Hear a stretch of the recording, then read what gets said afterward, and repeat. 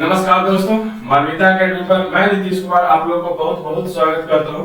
तो हम लोग का पूर्वावलोकन का जो सीरीज चला था पॉलिटी और इतिहास का, और इतिहास में मॉडर्न इंडिया का, तो गवर्नर और वायसराय से जो 22 वायसराय से जो ऑब्जेक्टिव, पहले सब्जेक्टिव था, एक ऑब्जेक्टिव का जो वीडियो लाइन थे 1 से लेके 50 तक, उसके बाद इसमें लगभग 120 या 130 क्वेश्चन है। तो अब जो आएगा 1 से लेके क्या आएगा, 1 से लेके 50 तक हो गया। अब जो आएगा 51 से लेके 90 तक, तो 90 तक आएगा, उसको हम लोग तरीके से देखेंगे। आप लोगों ने इसको अच्छा से देखा है और प्यार दिया है, तो मैं कह देना चाहता हूँ कि आप लोग इसको, इस वीडियो को भी अच्छा से ज्यादा लाइक करें, शेयर करें, सब्सक्राइब करें। यदि आप लोग चैनल पर नए हैं तो चैनल को बेल आइकन को दबा लें, जिससे क्या हो, चैनल को सब्सक्राइब करके बेल आइकन को दबा लें, जिससे क्या होगा कि जैसे ही हम वीडियो चैनल पर अपलोड कर देंगे, चैनल पर वो आपको मिल जाएगा और ये आपको पढ़ने में भी सुविधा होगा। तो चलिए हम लोग बिना देरी किए हुए क्वेश्चन की ओर बढ़ते हैं और क्वेश्चन नंबर 51 की ओर चलते हैं। क्वेश्चन नंबर कितना, 51 की ओर चलते हैं। चलिए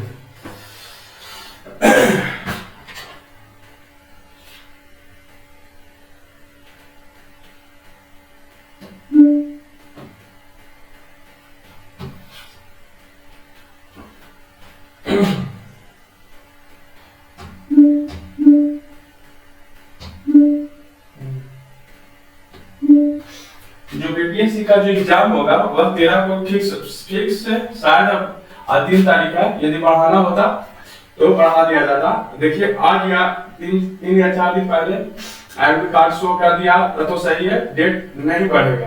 यदि एडमिट कार्ड शो नहीं करता है, 13 को है, यदि 9 तक या 10 तक शो नहीं करता है तो डेट को क्या कर सकता है, एक्सटेंड किया जा सकता है। लेकिन अभी तक तो कोई ऐसा नोटिस नहीं आया, हमारे समझ से कोई ऐसा नोटिस नहीं आया कि डेट को बढ़ाया जा सकता है। चलिए जो भी होगा 13 तक जितना होगा उतना हम लोग कवर करेंगे, फिर नए तरीके से शुरू करेंगे। ये तो चलता रहेगा, फिर नए तरीके से हम लोग शुरुआत करेंगे। फिर अगले जो बीपीएससी आएगा या बिहार दरोगा आएगा उसको हम लोग अच्छे से तैयारी करेंगे, दोनों मिलकर करेंगे। हम भी एग्जाम देंगे, आप भी एग्जाम दीजिएगा, दोनों मिलकर एग्जाम देंगे, फिर देखते हैं किसका कितना अच्छा आता है, मतलब दोनों मिलकर देंगे। तो बेफिक्र होकर पढ़िए, कोई बात नहीं। अगली बार इस बार भी जो आपने प्रयास किया है, जो आपने तैयारी किया उसके अनुसार यदि अच्छा होता है, मैं चाहूंगा कि आपका अच्छा हो, मेरा भी अच्छा हो, आपका भी अच्छा हो, तो दोनों मिलकर अच्छा ट्राई करेंगे।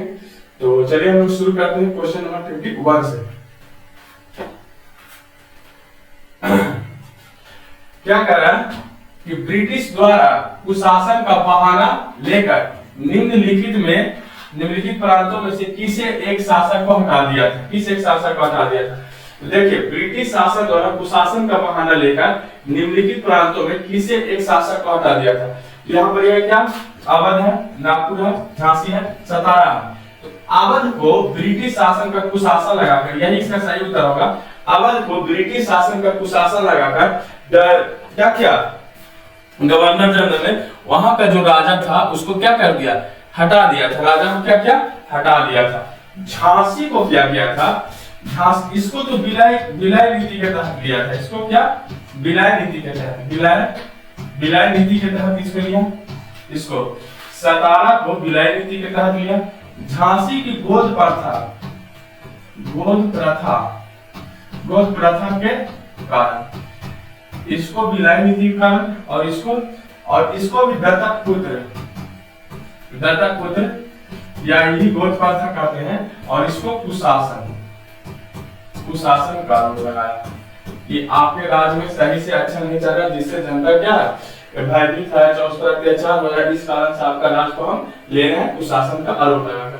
नागपुर और इसका जो झांसी का बोला गया था, दत्तक पुत्र कहने का मतलब कि जिस राजा का अपना पुत्र नहीं होता था उस राजा को अंग्रेज कहते थे, जो लॉर्ड डलहौजी ने नियम लाया था कि यदि आपका अपना बेटा है तो आप उसको उत्तराधिकारी घोषित कर सकते हैं, लेकिन आपका अपना बेटा नहीं है, फिर आप किसी को गोद ले रहे हैं, तो यदि आप किसी को गोद ले रहे हैं तो वो आपका अपना संतान हुआ तो नहीं, वह कैसा हुआ, दत्तक पुत्र, गोद लिया हुआ बेटा। तो गोद लिया हुआ बेटा को हम लोग क्या करेंगे, उत्तराधिकारी घोषित नहीं करेंगे, वह राज किसमें चलाएगा, ब्रिटिश साम्राज्य में मिल जाएगा। ये अंग्रेजों का प्रथा था, यानी लॉर्ड डलहौजी ने ये नियम निकाला था। तो वही तो बोला जाता है कि लॉर्ड डलहौजी ने बिना युद्ध किए हुए क्या किया, बहुत चतुरतापूर्ण से भारत के जो रियासत है, सम्राट थे, उसको ब्रिटिश साम्राज्यों में मिला लिया था, कलम की जोड़ से उसने मिला लिया था। तो इसका सही उत्तर तो अवध होगा।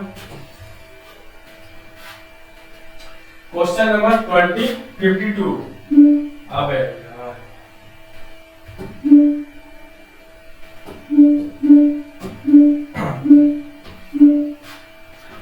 भारत में ब्रिटिश शासन के दौरान निम्नलिखित राजसी राज्यों के विलय क्रम पर विचार कीजिए। जो भारत में ब्रिटिश शासन के दौरान, जब भारत में ब्रिटिश लोग राज कर रहे थे, तो पूछ रहा है कि उस दौरान निम्नलिखित राज्यों में विलय का क्रम पर विचार कीजिए। मतलब सबसे पहले अंग्रेजों ने किसको मिलाया, फिर किसको मिलाया, यहाँ पर 3 को दिया गया है। पहला झांसी, दूसरा संबलपुर, तीसरा है सतारा। तो हो रहा है कि सबसे पहले किसको मिलाया था, तो सबसे पहले जो मिलाया था बाबू वह सतारा को मिलाया था। किसको मिलाया था, सतारा को। फिर इसी को मिलाया था, संबलपुर को मिलाया था। सबसे अंत में जो मिलाया था, किसको मिलाया था, झांसी को मिलाया था। हमारा सही उत्तर क्या होगा, हमारा सही उत्तर 3, 2, 1 सी होगा। हमारा सही उत्तर क्या होगा, सी होगा। सबसे अंत में किसको मिलाया था, झांसी को, यानी रानी लक्ष्मीबाई या झांसी की अरे यार झांसी की रानी। खूब लड़ी मर्दानी बातों, झांसी वाली रानी की नाना के संग कहती थी, नाना के संग नाचती थी, मतलब खूब लड़ी मर्दानी बातों। हम लोग को शायद ये 6 क्लास में एक पोएम था, मतलब लंबा सा पोएम था, हम लोग याद नहीं हुआ था, और उसके लिए हम लोग बहुत पिटाए थे। एकदम लंबा सा बुंदेलखंड वाले में हमने सुनी कहानी थी, खूब लड़ी मर्दानी बातों, झांसी वाली रानी थी, नाना के संग खेलती थी, नाना के संग रहती थी, ऐसी था, मतलब लंबा सा था। सर उसको 2-3 दिन बोले नहीं पूरा, मतलब पूरा हम लोग नहीं सुना पाते थे। तो क्या होता था कि मार पड़ता था। तो एक थी क्या, सी होगा। 3, 2, 1। चलिए क्वेश्चन नंबर 53 को देखते हैं। क्या करा, लॉर्ड डलहौजी की विलय नीति का प्रथम शिकार निम्नलिखित में से कौन हुआ था। मतलब ऐसा क्वेश्चन है, प्रथम शिकार कौन हुआ था, मतलब साथ शिकार उकार खेल रहे थे। उन्होंने कहने का मतलब कि गए पहला बार किसको मारे, हम मारे हिरन को। बाहुबली नहीं, बाहुबली में जब उसका सेठिया और उसका एक चिरकुटवा जो आता है, जब शिकार खेलने जाते हैं तो चिरकुटवा ना रहता है, वो जो विलन का रोल करता है, तो स्वयं को मारता है। तो वहां पर नहीं होता कि कौन मार दिया, उसका कुछ तो नाम रहता है जी, कुछ मार दिया, राजकुमारी नहीं, वो फला सुन ने मार दिया। वही बोल रहा कि लॉर्ड डलहौजी का विलय नीति का प्रथम शिकार कौन हुआ था, मतलब प्रथम शिकार कौन हुआ था। तो भाई साहब प्रथम जो शिकार में थे यही हुए थे। प्रथम शिकार कौन हुआ था, फिर संबलपुर मान के चलिए, या फिर झांसी या करौली। मतलब सबसे पहला जो शिकार किया था उसने विलय नीति से जो भारतीय रियासत था वह कौन था, सतारा, जिसको ब्रिटिश राज्य में मिलाया था डलहौजी ने। इसको सतारा को उसने मिलाया था ब्रिटिश। Question number 14। क्या करा, जेम्स एंड रैमजे भारत के किस गवर्नर जनरल का वास्तविक नाम था। जेम्स एंड रैमजे भारत के किस गवर्नर का वास्तविक नाम था। तो ये जो नाम था इसी भाई साहब का नाम था, लॉर्ड डलहौजी का ये नाम था। क्या, जेम्स एंड रैमजे, जो भारत के किस गवर्नर का नाम था, तो वह लॉर्ड डलहौजी का नाम था। कैनिंग का नहीं, कर्जन का नहीं, ये लॉर्ड डलहौजी का नाम था। इसको हम लोग देखेंगे कौन था हमारा, भारत का, कैनिंग क्या था, भारत का प्रथम वाइसराय था। क्या था, वाइसराय था। और कर्जन जो था इसी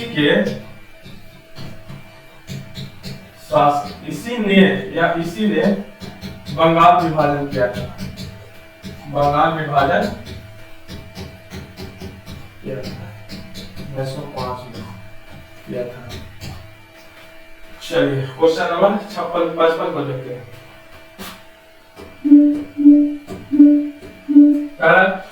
अंग्रेजों द्वारा सिंध विजय संपन्न हुआ, अंग्रेजों द्वारा सिंध विजय संपन्न हुआ। तो पहला हो रहा लॉर्ड एलन बेरो के समय में, लॉर्ड हार्डिंग के समय में, लॉर्ड ऑकलैंड के समय में, लॉर्ड एमहर्स्ट के समय में।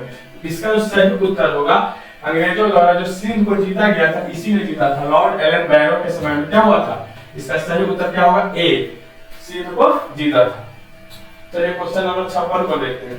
क्वेश्चन नंबर 56 क्या कह रहा है देखिए एक बार कि सिंध पर ब्रिटिश ने कब कब्जा किया था। सिंध पर ब्रिटिश ने कब कब्जा किया था, 1843, 1849, 1845, 1854। सिंध पर ब्रिटिश ने जो कब्जा किया था 1843 ईस्वी में किया था, ना कि 49, 45 या 54 में। तो इसका सही उत्तर, और ये आईएएस के 2007 में क्या हुआ, प्री में पूछा गया है। चलिए क्वेश्चन नंबर 57 को देखेंगे। क्वेश्चन नंबर 57 क्या कह रहा है कि सिक्किम का भारत में विलय किसने किया था। मतलब सिक्किम जो राज्य था उसका भारत में विलय किसने किया था। तो भारत में जो सिक्किम का विलय किया था, विलय का नीति या हड़प का नीति या विलय हड़प या गोद प्रथा की नीति आ जाए या दत्तक पुत्र वाला कोई भी नीति आ जाए तो उसका आंख मूंद का सही उत्तर मानना किसका, डलहौजी को। ज्यादातर में जो डलहौजी क्या हो जाएगा, सही हो जाएगा। इसका सही उत्तर क्या होगा, डलहौजी हो जाएगा। चलिए क्वेश्चन नंबर 58 को देखते हैं। निम्नलिखित में से कौन अवध का ब्रिटिश रेजिमेंट था जब अवध का ब्रिटिश साम्राज्य में विलय हुआ था। कौन था, जेम्स ऑफ ट्रम। जेम्स ऑफ ट्रम जो था ये अवध का ब्रिटिश रेजिमेंट था जब अवध का विलय साम्राज्य में, ब्रिटिश साम्राज्य में विलय हुआ था, जेम्स ऑफ ट्रम। क्वेश्चन नंबर 59 को देखते हैं। क्या कह रहा कि भारत में प्रथम रेलवे लाइन किस ब्रिटिश गवर्नर के समय में बिछाया गया था। ये पूछने वाला बात है। लॉर्ड डलहौजी कब, 1853। कहां, तो Mumbai to Thane. 60 number question. 60 number question क्या कहा, भारत में प्रथम रेल लाइन का निर्माण किन नगरों के बीच में हुआ था। तो ये बोल रहा है कि भारत में रेल लाइन का निर्माण किन नगरों के बीच में हुआ था। शुरुआती में तो बॉम्बे से थाने के बीच में। कहा, बॉम्बे से थाने के बीच में। चलिए क्वेश्चन नंबर 61 को देखते हैं। भारत में पहली रेलवे लाइन कब शुरू हुआ था। भारत में पहली रेलवे लाइन कब शुरू हुआ था, 1853 ईस्वी में। कब, कहां, मुंबई या बम्बई, कहीं ना कहीं उसको बम्बई नाम, बम्बई से थाने के बीच। कहा, थाने के बीच। 1853 ईस्वी में गवर्नर कौन था, डलहौजी चाचा, डलहौजी भाई साहब। कौन, डलहौजी था। Question number 62। किस कंपनी ने सर्वप्रथम भारत में रेल, किस कंपनी ने सर्वप्रथम भारत में रेल यात्रा प्रारंभ किया था। Eastern railway, Madras railway, great Indian peninsula railway और अवध तिरहुत रेलवे। इसका सही उत्तर होगा, ये होगा ग्रेट इंडियन पेनिनसुला रेलवे ने क्या किया था, यही जो था कंपनी जो था यात्रा को क्या किया था, प्रारंभ किया था, यानी शुरू किया था। ग्रेट इंडियन पेनिनसुला रेलवे ने क्या किया था, ये सर्वप्रथम यात्रा को क्या किया था, शुरुआत किया था या प्रारंभ किया था। चलिए क्वेश्चन नंबर 63 को देखते हैं। क्या कहा, ब्रिटिश भारतीय राज क्षेत्र का अंतिम प्रमुख विस्तार हुआ था। ब्रिटिश भारतीय राज क्षेत्र का अंतिम प्रमुख विस्तार हुआ था, मतलब सबसे ज्यादा जो विस्तार हुआ था अंतिम बार जो ब्रिटिश भारतीय राज्य क्षेत्रों का अंतिम प्रमुख विस्तार किसके समय में हुआ था। तो बोल रहा मतलब जो उस समय ये पूछ रहा है कि ब्रिटिश भारतीय राज्य क्षेत्र का विस्तार किस गवर्नर के शासनकाल में सबसे ज्यादा हुआ था। किस गवर्नर के शासनकाल में सबसे ज्यादा हुआ था। क्या करा, डलहौजी के समय, कर्जन के समय, डफरिन के समय या लिटन के समय। ये जो होगा ये क्या होगा, किसके, डफरिन के समय। किसके समय में, डफरिन के समय में क्या था, डफरिन के समय में अंतिम बार सबसे ज्यादा भारतीय राज्य क्षेत्रों का क्या हुआ था, प्रमुख विस्तार हुआ था। किसके, लॉर्ड डफरिन के समय में सबसे ज्यादा विस्तार अंतिम बार हुआ था। क्वेश्चन नंबर 64 क्या कहा, चलिए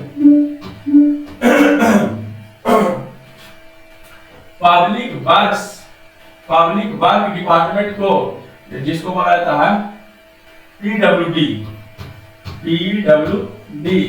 पब्लिक वर्क डिपार्टमेंट को 1845 और 1855 के दौरान स्वरूप देने वाले थे। उपयुक्त प्रश्नों की व्याख्या दे रहे, मतलब बोल रहा है कि पब्लिक वर्क डिपार्टमेंट को 1845 और 1855 के दौरान स्वरूप देने वाला कौन सा गवर्नर था। उपयुक्त प्रश्नों की व्याख्या देखें। तो वह कौन गवर्नर था, Lord Dalhousie, Lord Cornwallis, George Auckland या वारेन हेस्टिंग्स। इसका सही उत्तर जो होगा वह लॉर्ड डलहौजी था। इसी के समय में रेलवे उलवे, तार, डाक उपकरण और सभी चीजों का इसी में विकास हुआ था। ये क्या होगा, इसी में क्या क्या था, पीडब्ल्यूडी को क्या क्या था, बढ़ावा दिया था, एक नया स्वरूप दिया था लॉर्ड डलहौजी ने। चलिए क्वेश्चन नंबर 65 को देखें। क्या करा, विधवा पुनर्विवाह अधिनियम किसके शासन में क्रियान्वित किया गया था।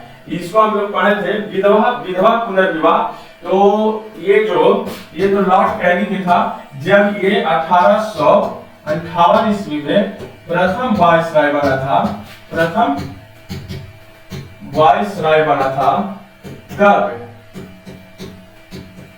ईश्वर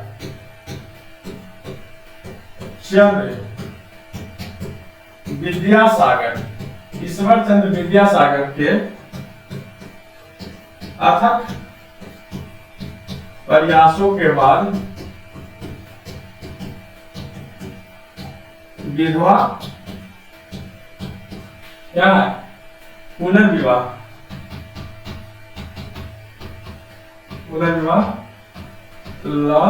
लागू हुआ था। तो इसका जो सही उत्तर होगा वह लॉर्ड कैनिंग के समय में हुआ था। 1858 ईस्वी में जब वायसराय बना था, इसी के समय में विधवा पुनर्विवाह का क्या हुआ था, क्रियान्वित मतलब कानून बना था। और बोला जाता है कि ईश्वर चंद्र विद्यासागर ने अपने बेटे को उन्होंने विधवा के साथ शादी किया था। मतलब दुनिया को दिखाने के लिए, यदि हम कह रहे हैं तो हम करके दिखा रहे हैं, तो उन्होंने अपने बेटे को किसी विधवा के साथ क्या किया था, शादी किया था। चलिए क्वेश्चन नंबर 66 को देखते हैं। क्या कहा, 1 नवंबर 1858 को महारानी विक्टोरिया का घोषणा पत्र इलाहाबाद में पढ़कर सुनाया था। ये भाई साहब कैनिंग भाई साहब थे। किसने सुनाया था, तो लॉर्ड कैनिंग ने सुनाया था। क्या सुनाया था, लॉर्ड कैनिंग ने सुनाया था इलाहाबाद में पत्र पढ़कर। इलाहाबाद में कौन सुनाया था, लॉर्ड कैनिंग सुनाया था। अब क्वेश्चन नंबर 67 को देखते हैं। निम्न में से कौन एक भारत का प्रथम वायसराय था। भारत का प्रथम वायसराय अभी इतना लिखा है कौन था, यही लॉर्ड कैनिंग जो था भारत का प्रथम वायसराय था। क्वेश्चन नंबर 68 को देखें। क्वेश्चन नंबर 68 क्या कह रहा है कि 1 नवंबर 1858 को महारानी विक्टोरिया की घोषणा पत्र पढ़कर सुनाया था। फिर उन्हें क्वेश्चन दे दिया, हाँ कहाँ सुनाया, नहीं गलत है। 1 नवंबर 1858 को महारानी विक्टोरिया का घोषणा पत्र पढ़कर सुनाया था कैनिंग ने, लॉर्ड कैनिंग ने। कहाँ सुनाया था भाई, तो इलाहाबाद, बंबई, कलकत्ता, मद्रास।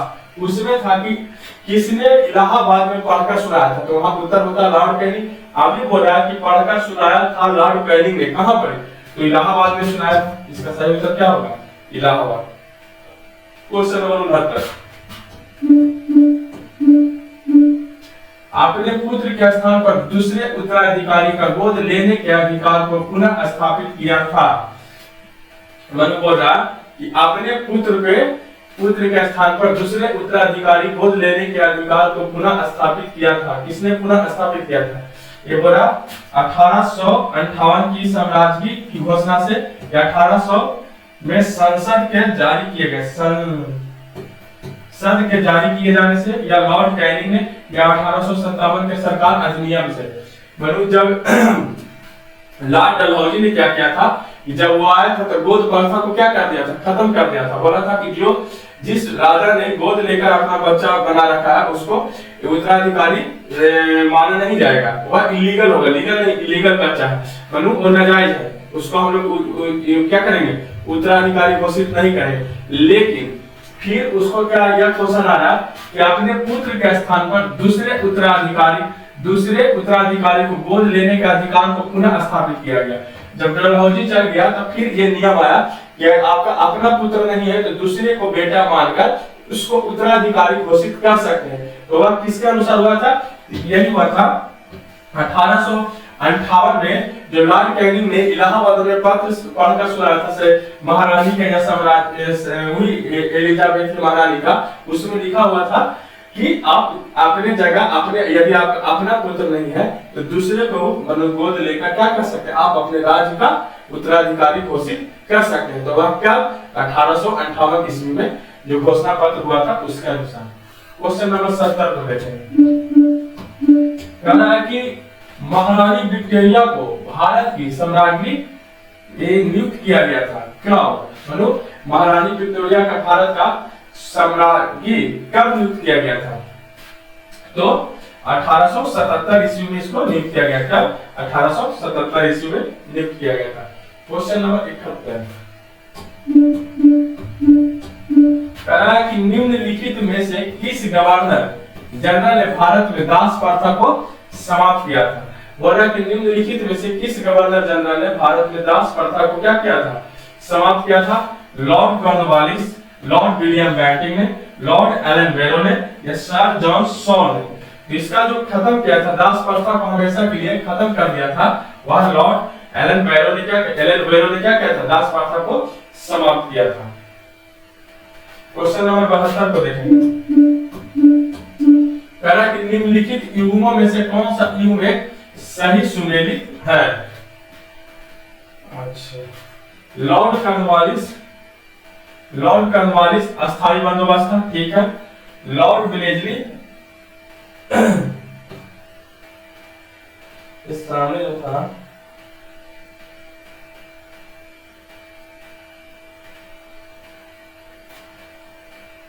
ये चतुराई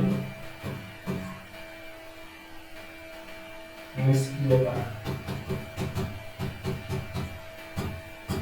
और डलहौजी के सामने था सहायक शक्ति।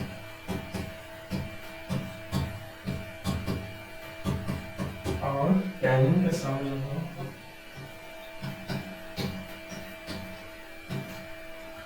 भारतीय राष्ट्रीय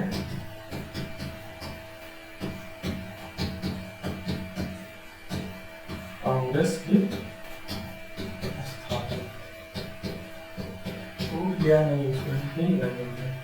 नहीं बोल रहा कि सही सुमेलित कीजिए। तो क्या लॉर्ड कॉर्नवालिस अस्थायी बंदोबस्त था, फिर बोला लॉर्ड विलेजली चतुराई पूर्ण निष्क्रियता, लॉर्ड डलहौजी सहायक संधि या लॉर्ड कैनिंग भारतीय राष्ट्रीय कांग्रेस की स्थापना। तो देखिए सही उत्तर तो यही होगा, लॉर्ड कॉर्नवालिस ने अस्थायी बंदोबस्त की शुरुआत की थी, लॉर्ड विलेजली ने क्या किया था? सहायक संधि किया था, और लॉर्ड डलहौजी ने क्या था? चतुराई पूर्ण निष्क्रियता किया था, मतलब विलय का नीति बोर्ड द्वारा किया था। लॉर्ड कैनिंग ये गलत है, भारतीय राष्ट्रीय कांग्रेस की स्थापना नहीं किया था।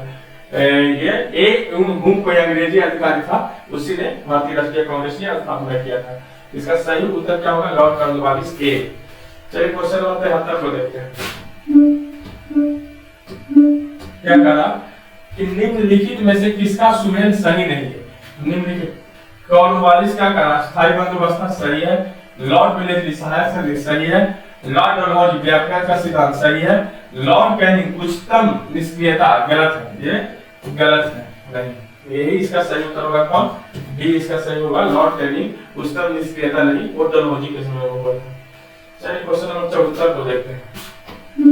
क्वेश्चन नंबर 74 को कहना बाबू कि अस्थायी बंदोबस्त किसके शासनकाल में प्रारंभ किया गया था? मतलब ये शुरू किसके शासनकाल में किया गया था? अस्थायी बंदोबस्त, जिला बनाना, चौकीदारी बनाना, चौथाना बनाना, फौजदारी, दीवानी, कलेक्टर, ये सब जो किया गया था लॉर्ड कॉर्नवालिस के समय में किया गया था। और इसको दोबारा एक बार तो ये बना ही था, दोबारा भी इसको बुलाया गया था। जब अच्छा काम किया था तो लॉर्ड कॉर्नवालिस को दोबारा इंडिया बुलाया गया था, लेकिन कुछ ही वर्षों या कुछ समय के बाद इसकी मृत्यु हो गई थी। यदि पूछा जाएगा कि लॉर्ड कॉर्नवालिस का कब कहां पर है भारत के किस शहर में, तो वह गाजीपुर में है। इसको गाजीपुर में दफनाया गया था। इसका सही उत्तर क्या होगा? Lord Cornwallis.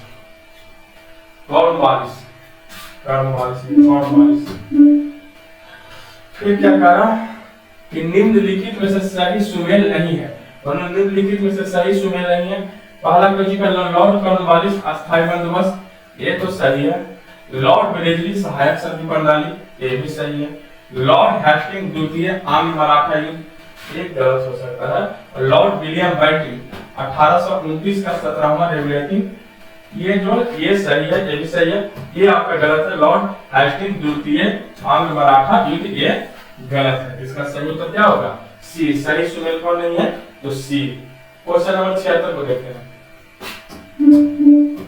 क्या कहना 76 कि पेशवाई को कब तक समाप्त किया गया था? पेशवा जो पद था वह कब तक समाप्त कर दिया गया था?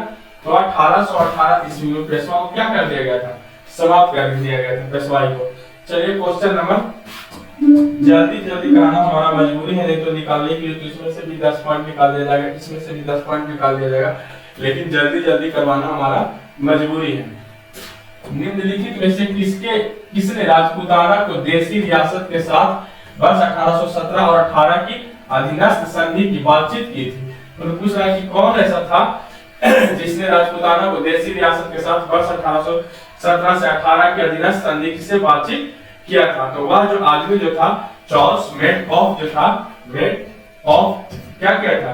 देशी रियासत के साथ 18, 17 और 18 के अधीनस्थ संधि से बातचीत किया था राजपूताना को। चलिए क्वेश्चन नंबर 78 को देखते हैं। ये सुमेल करने वाला होगा। निम्न में से कौन सा सुमेली नहीं है? लॉर्ड कॉर्नवालिस सही है, ये सही सुमेल है। और फिर बोला लॉर्ड वेलेस्ली सहायक संधि, ये भी सही है भाई साहब। सर जॉन सोर आंग्ल नेपाल युद्ध नहीं, ये यहीं पर ये गलत होता है। लॉर्ड हेस्टिंग तृतीय आंग्ल मराठा युद्ध, ये सही है, ये भी सही है। इसका जो सही उत्तर होगा, इसका जो सही है, अबे यार, इसका जो सही उत्तर होगा ये होगा सर जॉन सोर, इसका सही उत्तर होगा आंग्ल नेपाल युद्ध। क्वेश्चन नंबर 79,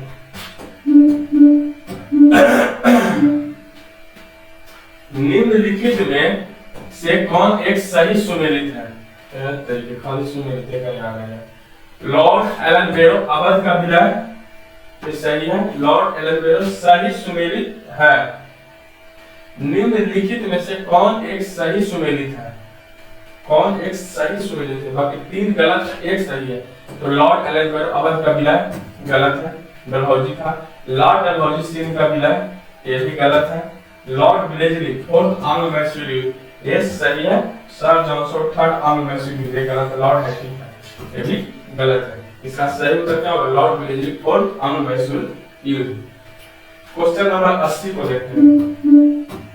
क्या कहा? निम्नलिखित में से कौन एक युग्म सही सुमेलित नहीं है? इसमें जानते हैं, इसमें आदमी फंस जाता है, कंफ्यूज हो जाता है। अब 3 को 4 में सही सुमेलित कौन है कौन नहीं है, उसी में अच्छी हो जाता है। लॉर्ड डलहौजी सही नहीं है, कारण निम्नलिखित में से कौन सा युग्म सही नहीं है? मतलब 3 वो सही है और ये वो गलत है, तो कौन सा गलत है? तो बोला लॉर्ड डलहौजी अवध का विलय, चलिए ठीक है। लॉर्ड डॉफरिन भारतीय राष्ट्रीय कांग्रेस, ये भी ठीक मानते हैं।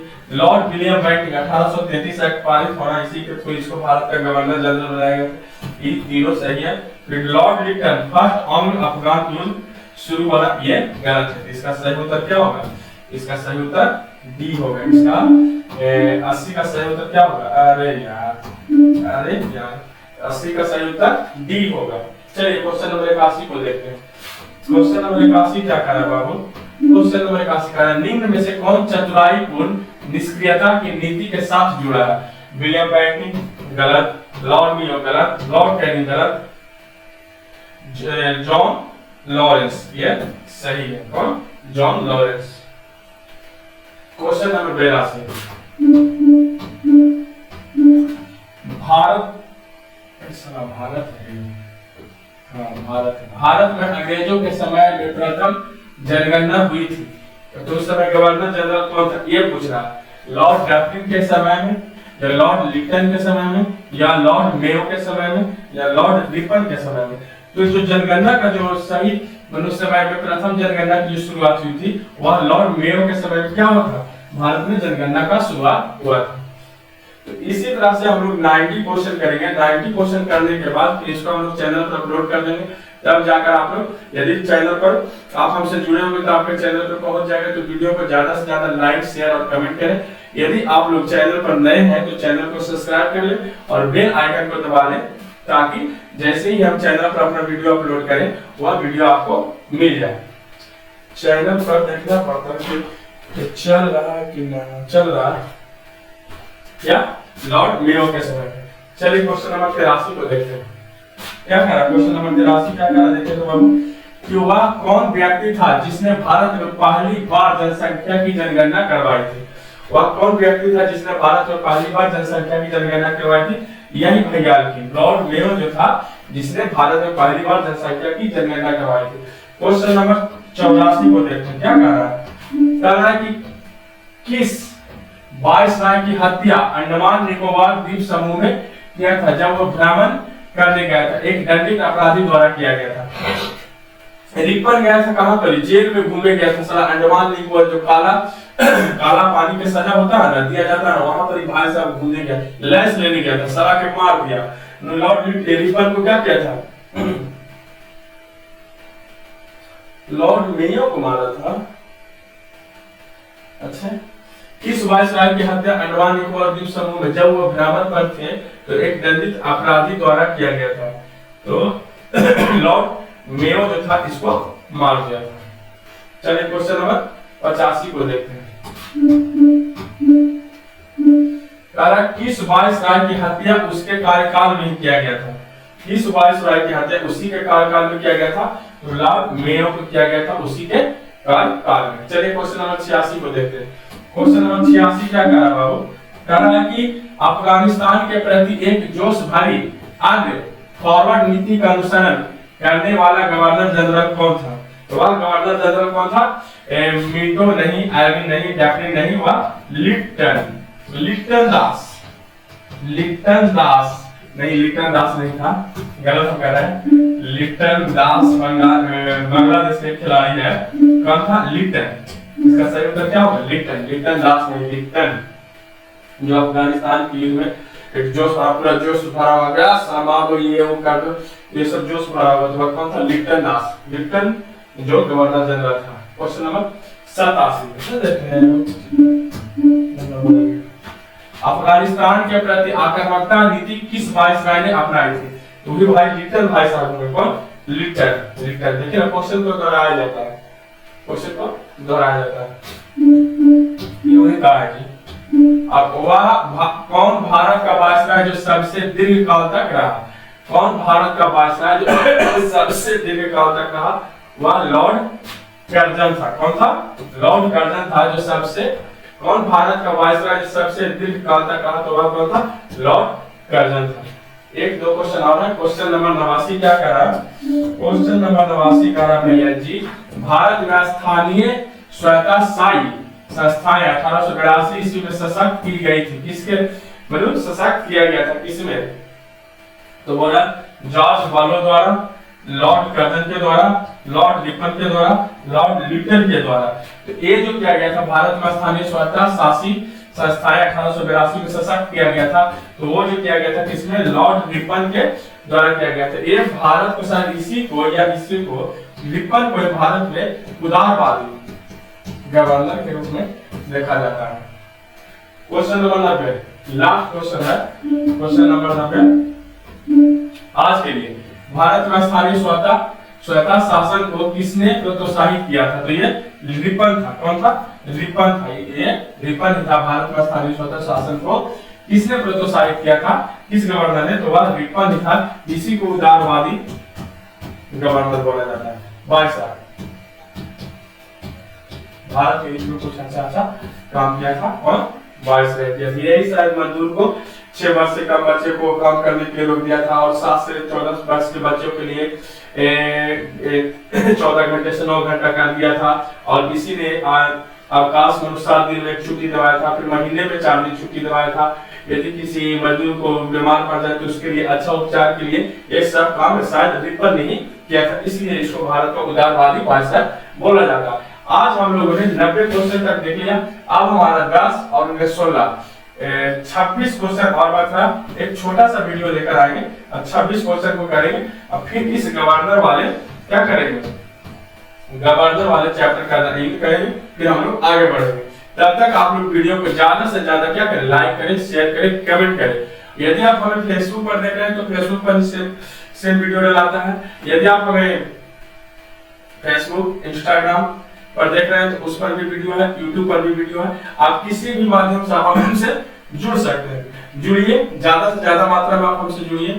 तो वीडियो को ज्यादा से ज्यादा भी लाइक करिए, चैनल को सब्सक्राइब करिए, यदि फेसबुक पर तो फॉलो करिए, इंस्टा पर तो भी फॉलो करिए, सब्सक्राइब करिए और वीडियो को आप लोग ज्यादा से ज्यादा शेयर करिए। अभी हम इसको तुरंत हम लोग, मैं खुद ही सारा काम करता हूँ, पीपीटी बनाता हूँ, पीपीटी बना के मैं जैसे पीपीटी बनता है मैं रिकॉर्ड करने चला आता हूँ। जब रिकॉर्ड करके मैं वहां बैठूंगा, इस वीडियो को हल्का से एडिट करूंगा, एडिट करके फिर मैं इसे अपलोड पर लगा दूंगा, फिर रात होगा, फिर पीपीटी बनेगा। तो मैं खुद ही करता हूँ। तो कम से कम इतना मेहनत का फल दे दीजिए। अच्छा, फल दीजिए क्या, मैं ज्यादा कुछ नहीं कर रहा हूँ। चैनल को सब्सक्राइब कर लीजिए और वीडियो को लाइक शेयर कमेंट करिए। जी, जैसे जैसे यदि आप लोग चैनल को सब्सक्राइब करते हैं हमें भी हिम्मत मिलता और अच्छा से अच्छा वीडियो आप लोग के लिए लेकर आएंगे। तो चलिए हम लोग फिर मिलते हैं एक अच्छे वीडियो के साथ कल। तब तक के लिए जय हिंद, वंदे मातरम, राधे राधे।